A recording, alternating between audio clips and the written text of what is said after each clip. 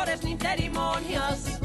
Non quero raposos nin ratas corporativas, que non me queira de morta, que non me quixo de viva.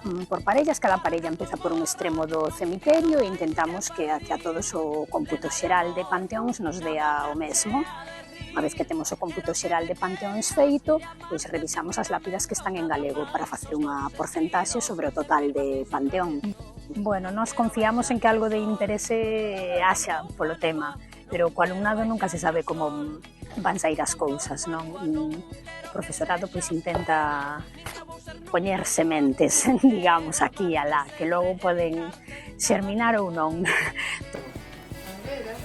bien. La vi yo, ¿Qué? yo. No. E os adolescentes os temos como un pouco afastados do tema da morte, non? Hai algúns que o mellor non foron nunca a un cemiterio ata que fan unha saída destas.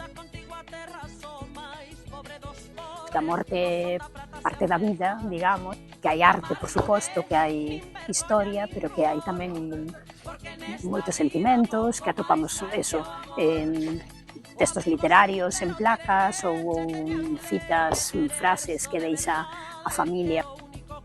Isto forma parte dun proceso diglóxico que se manifesta en moitos outros eidos, non só nos cemiterios. Claro, vemos que hai persoas pois, que usan o galego para determinados ámbitos, sobre todo para o ámbito privado, familiar e demais, e que non o utilizan no ámbito público. Persoas que falaron galego toda a súa vida, que, sen embargo, son lembradas nos cemiterios en castelán.